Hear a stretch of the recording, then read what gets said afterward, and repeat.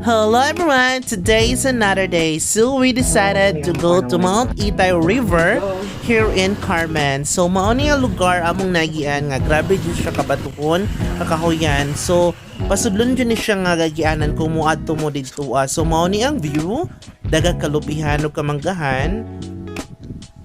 And then mao ni siyang pasulod didto ang murag agianan lang siya nga gamay. But sundon lang dyan nimo ang agianan nga kanigianan din na may makita din sa tumay-tumay nga payag nga balay. So once na makita nyo murag feel nyo nga duol na dyan kayo mo. And then mao ni siya ang agianan. Grabe dyan siya ka struggle. So nakita man ninyo grabe dyan siya kapangpang. So kana siya diha nga area pangpang kayo na siya. So, inhanglan jud ka manggunit jud ka sa mga kahoy, sa mga bato. Tapos, ang imuhang ligon dapat kag bukog. Kay, na, kung di ka ligon og bukog, ambot na lang jud nimo asa ka puniton. So, kanay jud na mo pagkalaag diri, kanang, jud ni naman ikuan na. So, ano sila, baby boy ni Chef.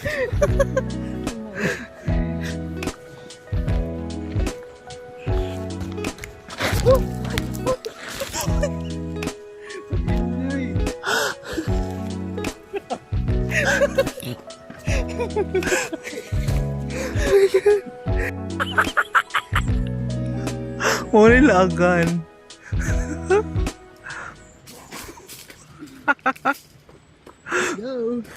Pero grabe yung kakuan.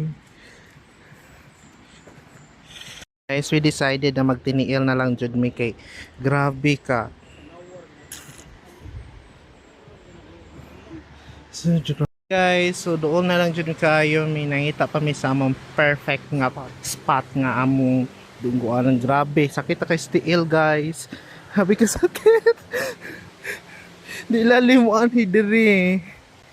Dapat amdam jud mo yung kubal. Yung kubal sa tiil wa na. Sakit akong tiil ay.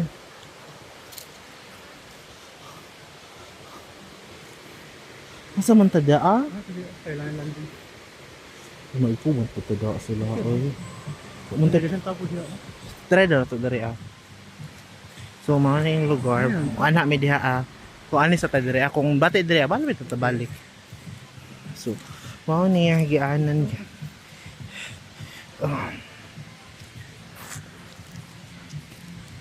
Ay nako, look, daming sapatos. Kay grabe jud, di siya makaya. So guys, mo ni ang Mount Itay River. So yes, okay siya. Sumpay na siya sa Dorano Eco Farm. Yung mga tumi dito asa kinindot daw dito ang spot. Later mga on sa amin. So mo ni guys, simple lang, narami daw sa river.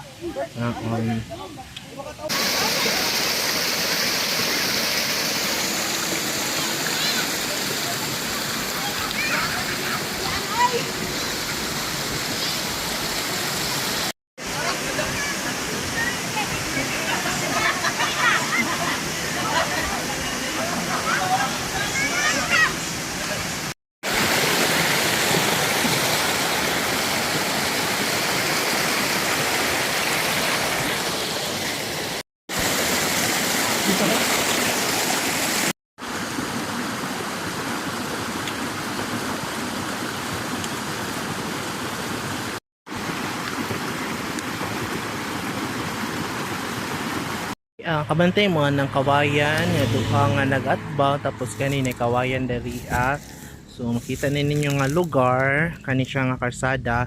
So diri mo musulod padulong sa Mount Itay River. So kani siya nga ianan diri.